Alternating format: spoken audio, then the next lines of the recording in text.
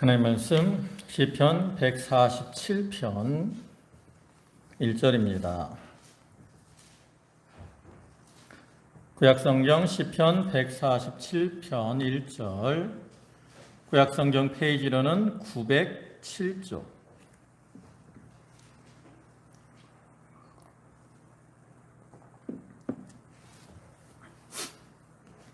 시편 147편 1절부터 9절까지 말씀입니다.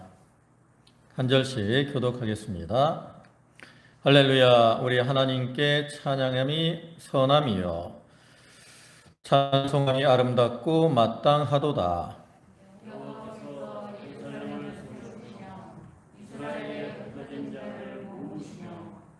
상심한 자를 고치시며 저희 상처를 싸매시는도다.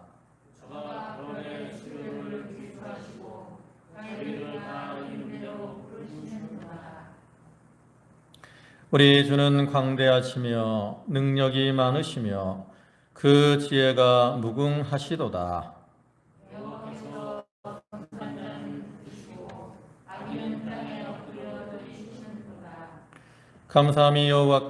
감사함으로 여호와께 노래하며 수금으로 하나님께 찬양할지어다.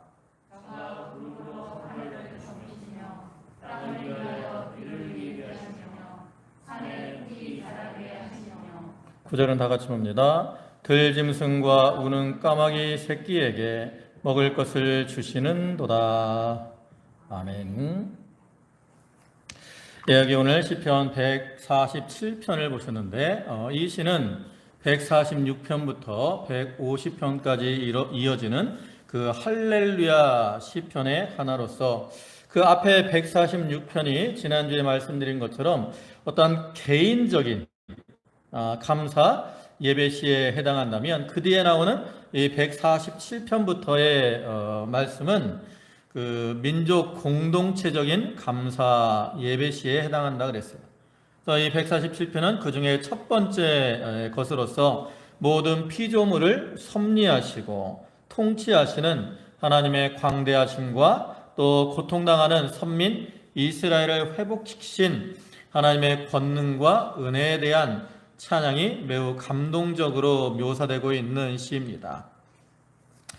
이 시의 어떤 이 저작 시기는 정확하게 알 수는 없지만 이제 신학자들이 추정을 할 때 이스라엘 백성들이 그 바벨론 포로 생활에서 해방이 되어 가지고 고국으로 귀환하고 그 다음에 예루살렘 성전과 그 다음에 예루살렘 성벽을 재건한 후에 어떠한 알 수 없는 익명의 시인에 의해서 지어진 것으로 추정이 됩니다.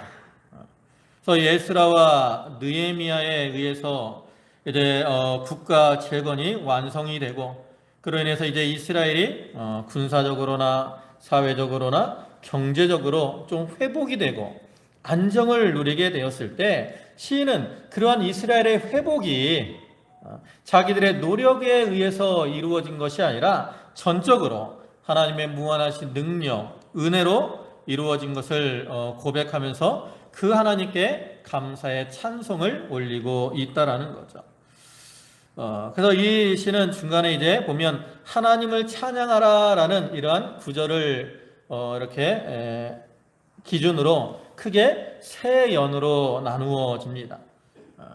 하나님을 찬양하라 하면서 그 찬양의 이유들을 쭉 설명을 하고 있는 거죠. 그래서 그 모습을 보면 전반부에서는 당신의 백성들을 구원하시고 회복시키는 그 하나님과 하나님의 사랑과 공의를 말하면서 그러한 하나님에게 찬양해야 될 것을 말씀하고 있고요. 중반부에서는 모든 자연 만물들을 친히 섭리하시고 통치하시는 하나님의 위대하신 능력과 또 그러한 하나님을 의지하는 자들에게 베푸시는 하나님의 은총에 대해서 찬양해야 될 것을 노래를 합니다. 그리고 마지막으로 후반부에서는 통치자 하나님께서 자기의 백성들에게 베푸시는 그러한 영육간의 축복을 말하면서 그러한 하나님을 찬양하라 이렇게 교훈을 하고 있어요. 우리가 이를 통해서 알 수 있는 것처럼 하나님께서는 하나님을 진정으로 사랑하며 또 하나님을 경외하는 자들에게 친히 그들을 보호하시고 또 통치하시며 그들에게 풍성한 은혜를 베푸시는 그러한 분이심을 우리가 알 수 있죠.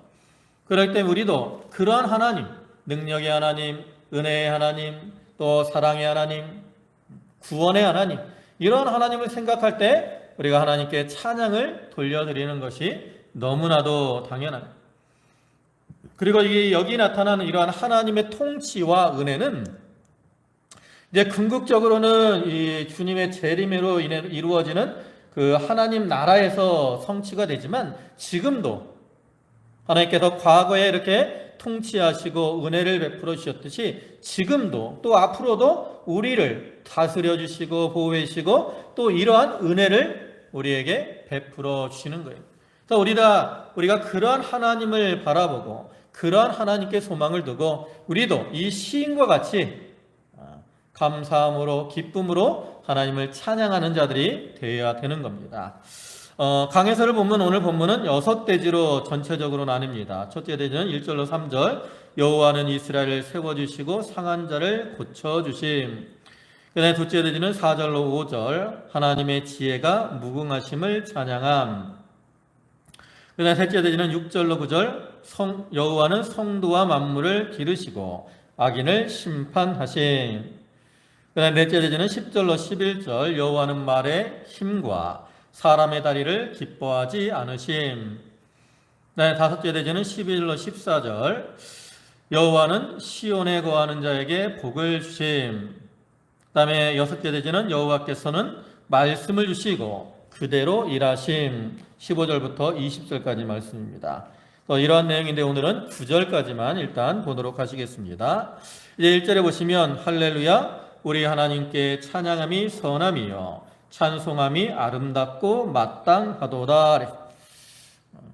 앞에서 말씀드린 것처럼 이 시는 이제 이스라엘 백성들이 바벨론 포로 생활을 하다가 하나님의 은혜로 이제 거기서 돌아와서 예루살렘 성전을 중건하고 또 성벽을 중건하고 그로 인해서 이제 이 나라가 안정을 누리게 된 때에 이 시인이 기록한 것으로서 이와 같이 하나님이 그들에게 베풀어 주신 그러한 구원의 은혜, 또 자기들을 회복시켜 주신 그러한 하나님의 은혜, 이것들을 생각하면서 하나님께 감사하며 찬양하는 것이 하나님의 백성인 이스라엘의 마땅한 본분이며 의무임을 이렇게 선포하고 있습니다.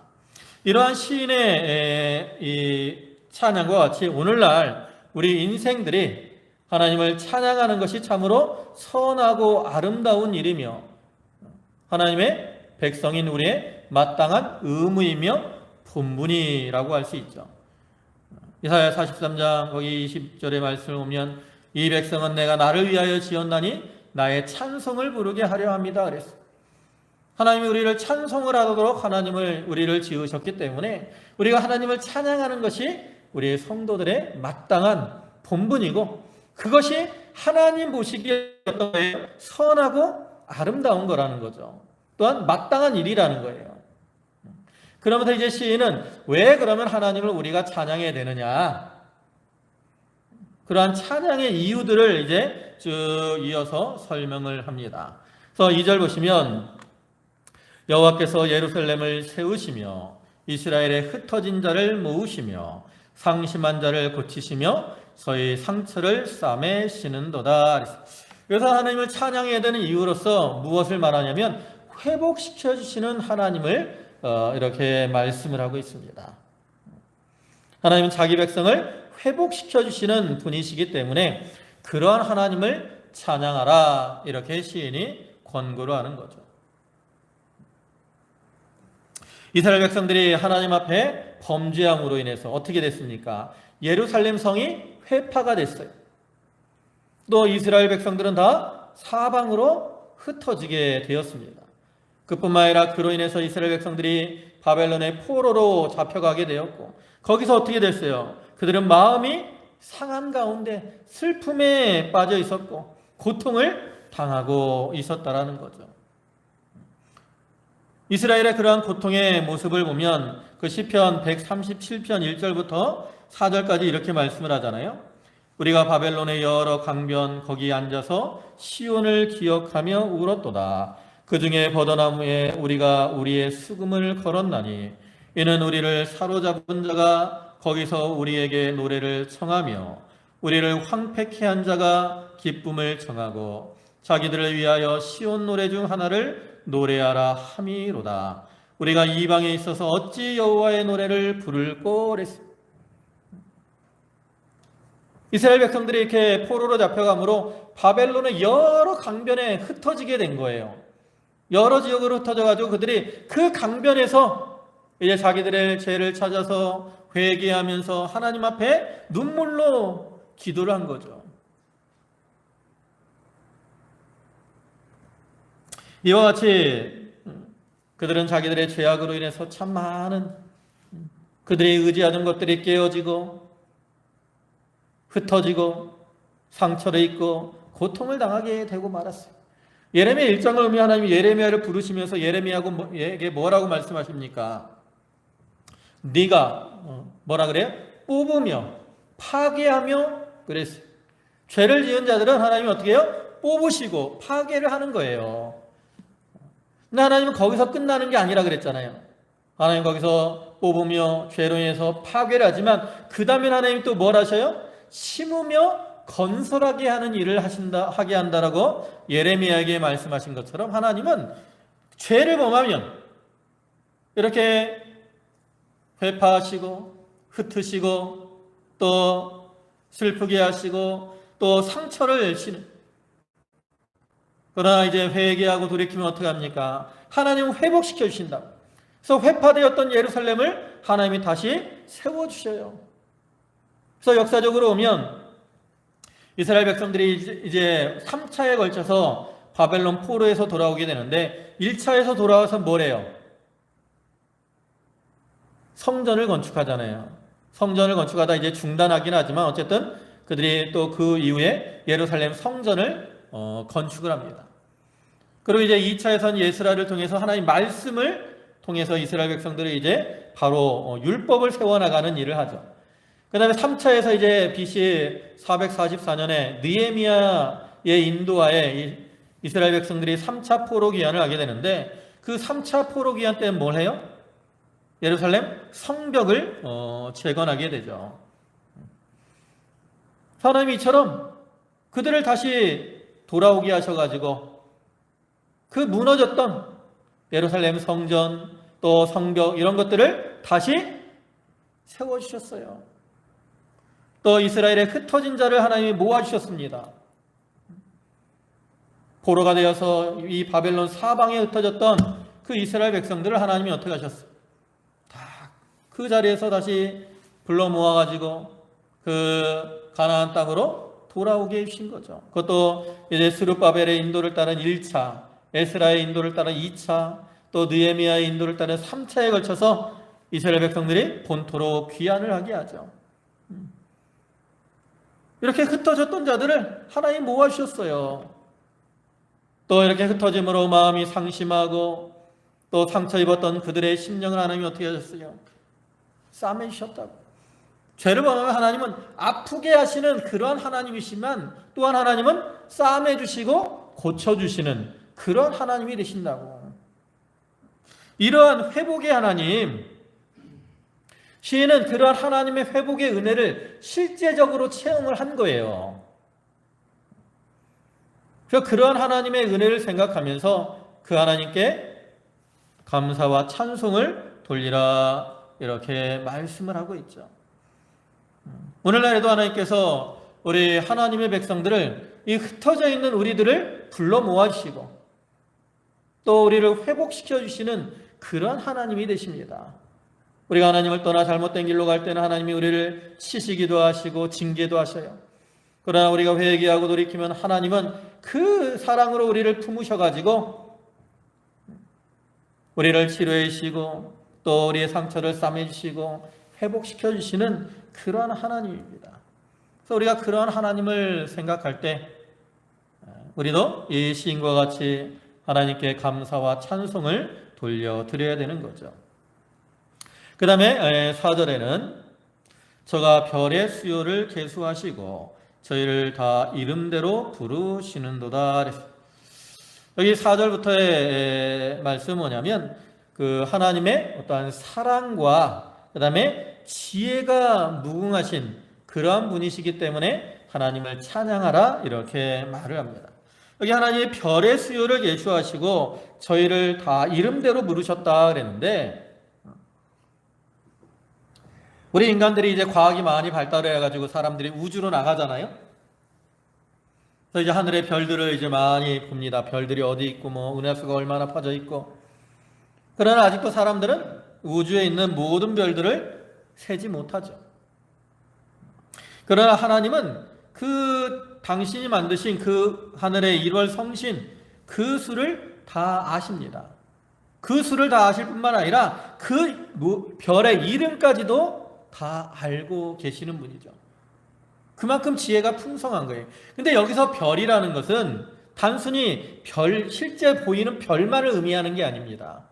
다니엘 12장 3절을 보면 지혜 있는 자는 궁창의 빛과 같이 빛날 것이요 많은 사람을 옳은 대로 돌아오게 한 자는 별과 같이 영원토록 비치리라 이렇게 말씀을 하고 있는 것처럼 또 우리 성도들을 별에 이렇게 비유를 하기도 합니다.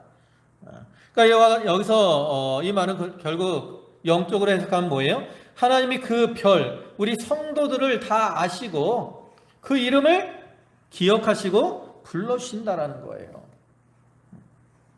실제로 하나님은 우리 모든 사람들의 그 상태를 다 아십니다. 또 그들에 대해서도 이미 다 알고 계시죠. 그래서 마태복음 10장 30절을 보면 너희에게는 그 머리털까지도 다 세신 바 되었다 그랬어요. 하나님 우리의 머리털 그 숫자까지도 다 알고 계신다라는 거예요. 하나님 우리 인생들에 대해서 다 아시되 특별히 하나님의 택한 백성들의 사정은 다 알아주십니다. 정확하셔요. 그래서 이사야 49장 16절을 보면 뭐라 그래요? 내가 너를 내 손바닥에 새겼고 그랬잖아요. 하나님은 우리의 이름을 손바닥에 새기고 일일이 다 기억해 주시는. 또 뭐라고 합니까? 내가 너를 지명하여 불렀다 그러잖아요. 지명이라는 게 뭐예요? 지명.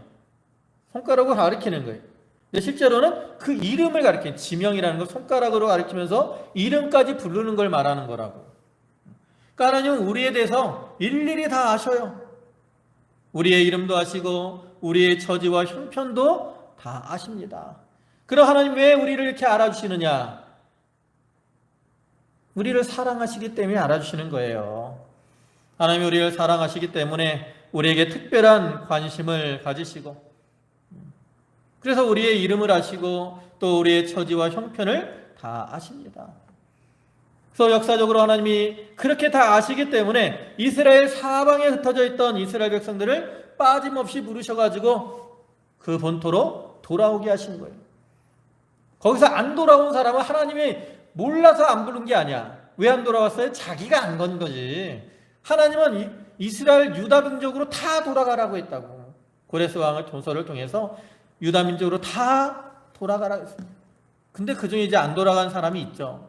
어떤 자기들의 뭐 산업 이런 것들 때문에 안 돌아간 사람이 있지만 하나님은 다 아시고 다 불러서 돌아가라고 하신 거예요.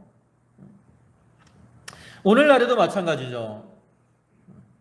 하나님께서 하나님의 백성들을 오늘날에도 다 아시고 다 부르십니다. 그래서 우리가 전도하는 것은 그 이름을, 그 사람을 부르는 일을 하는 거죠. 그래서 그렇게 부르시고 그를 통해서 구원하시고 하나님의 자녀로 살아가게 해주신다. 이러한 하나님의 사랑, 그러한 하나님의 사랑을 생각할 때 우리가 하나님께 감사와 찬송을 돌려드리게 되는 거죠. 또한 5절에서는 우리 주는 광대하시며 능력이 많으시며 그 지혜가 무궁하시도다. 이것은 앞에 이제 하나님이 그 별들의 수요를 아시고 그 이름을 다 아시는 이유를 설명하는 거죠. 왜냐하면 하나님은 권세가 무한하시고 또 능력이 무한하시고 지혜와 명철이 한이 없으신 그런 하나님이시기 때문에 지극히 작은 것까지도 다 아시고 또한 원하는 것을 다 이루어 나가시는 그런 하나님이 되시는 거예요.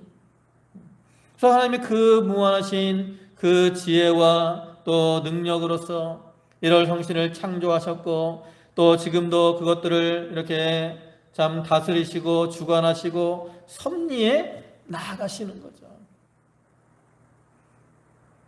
그래서 오늘날에도 하나님이 그 능력과 지혜로서 우리를 다 알아주시는 거예요. 우리의 그 마음, 우리의 겉으로 나타난 모습, 우리 인간들은 보통 겉으로 나타난 모습만 알죠. 그 사람이 겉으로 행하는 모습만 보고 그래서 쉽게 판단을 하고 할 때가 많이 있지만 또 보면 사람은 그 마음이 겉과 다를 때가 많아요. 근데 하나님은 우리의 그 마음 중심까지도 아신다고. 우리의 앉고 일어섬도 아시고 지극히 작은 그러한 사실까지도 하나님은 다 아셔요. 아시기 때문에 어떻게 해요? 그것을 가지고 우리를 지키시고 보호하시고 돌봐주시는 거죠. 우리의 처지와 형편을 다 아시기 때문에 하나님께서 그 능력으로 우리를 지키시고 보호해 주신다고. 그래서 우리가 그러한 하나님을 생각할 때 하나님께 감사와 찬송을 돌려드려야 된다라는 겁니다. 그 다음에 6절에 여호와께서 겸손한 자를 붙드시고 악인은 땅에 엎드려 뜨리시는도다 그랬어요. 여기서 또 우리가 하나님을 찬양해야 될 이유는 뭐냐면 하나님은 악인은 심판하시고 겸손한 자, 성도는 보호해 주시는 공의의 하나님이시기 때문에 우리가 그 하나님을 찬양해야 된다라고 시인은 권고를 합니다. 여기 하나님이 겸손한 자를 붙들어 주신다 그랬어요. 그래서 겸손한 자는 어떠한 자를 가리키느냐? 문자적으로는 고통당하는 자를 가리키는 겁니다.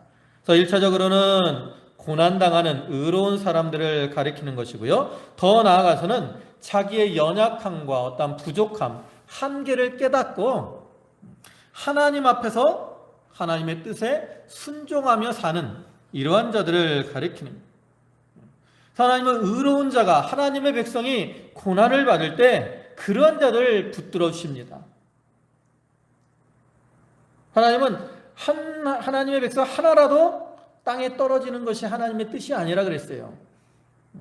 그렇기 때문에 하나님은 하나님의 백성 한 사람 한 사람 앞에서 기억하신다고 말씀을 드렸듯이 다 기억해 주시고 그들을 일일이 보호해 주시는 거예요. 특별히 고난당할 때, 어려움을 만났을 때 하나님은 그러한 성도와 함께 하시며 그들을 지키시고 보호해 주시죠. 사드락 메삭 아벳느고가 풀무불에 들어갔을 때 3명이 들어갔지만 그 가운데 한 사람이 더 있다 그랬잖아요. 신의 아들과 같다 그랬어요. 하나님이 예수 그리스도께서 그들을 찾아가셔서 그들과 함께 하시며 보호해 주신 겁니다. 다니엘이 사자굴에 들어갔을 때도 하나님께서 그 천사를 명해서 그 사자의 입을 막으시고 그 발을 금해서 다니엘이 상하지 않도록 해주셨어요. 이와 같이 하나님은 의로운 자, 의를 행하다 고난당하는 자, 또 하나님 앞에 말씀에 순종하려고 하다가 어려움 만나는 자, 그러한 자들을 다 붙들어 주시고 바른 길로 걸어갈 수 있도록 도와주시는 하나님이에요.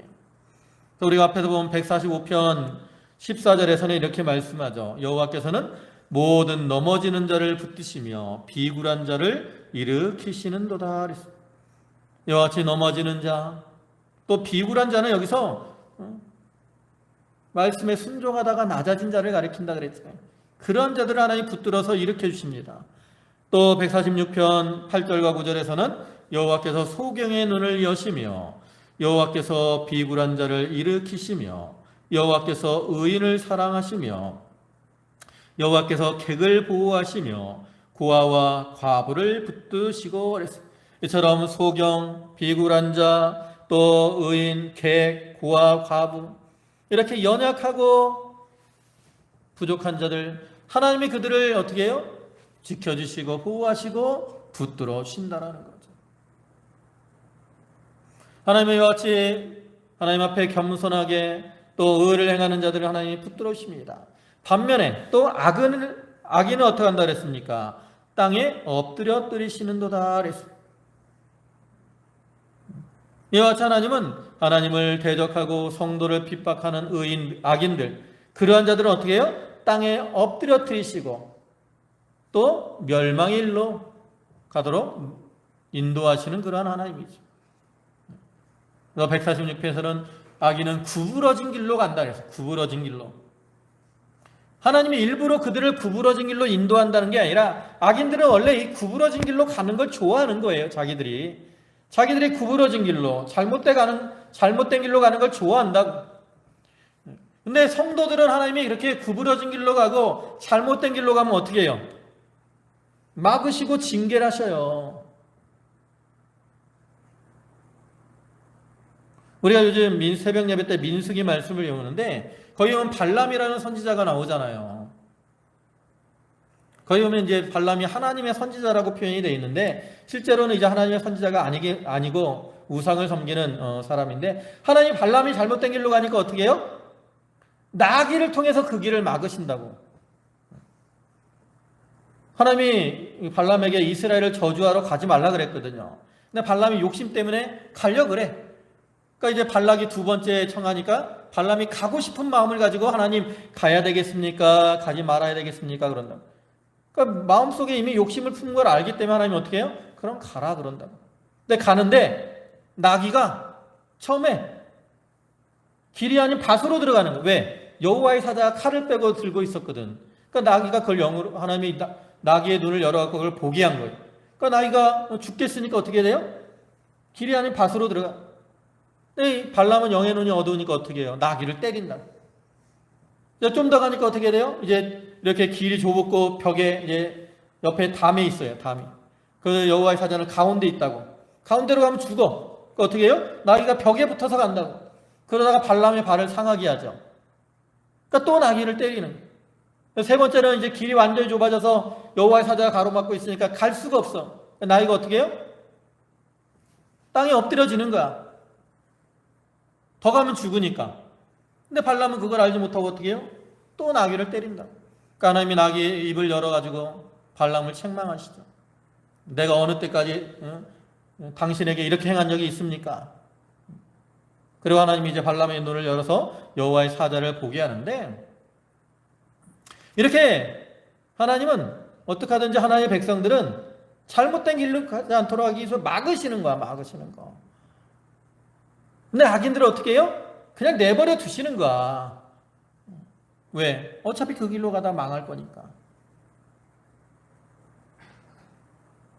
그래서 하나님은 이렇게 악인들이 잘못된 길로 행할 때 그들을 땅에 엎드려 트리시기도 하고 구부러진 길로 해서 멸망의 길로 나아가도록 하시는 거죠.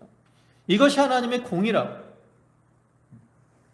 그래서 그러한 공의 하나님께서 어떻게 해요? 오늘날에도 우리 성도들은 하나님이 붙들어 주시고 지키시고 보호해 주십니다. 반면에 악인들은 하나님이 심판하시고 징계하신다고. 우리가 그런 하나님의 공의를 생각할 때 그 하나님을 의지하며 살아가게 되는 것이고 또 그 하나님께 감사와 찬송을 돌려드리게 되는 겁니다. 그 다음에 이어서 7절에 감사함으로 여호와께 노래하며 수금으로 하나님께 찬양할지어다. 저가 구름으로 하늘을 덮으시며 땅을 위하여 비를 예비하시며 산에 풀이 자라게 하시며 들짐승과 우는 까마귀 새끼에게 먹을 것을 주시는도다. 여기 7절에서도 다시 한번 감사함으로 여호와께 찬양하라.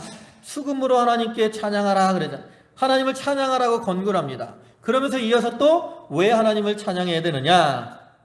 그 이유를 또 말씀을 하죠. 그 이유는 뭐예요? 네 번째로는 풍성한 은혜를 베풀어 주시는 하나님이시기 때문에 그 하나님을 찬양하라고 말을 합니다.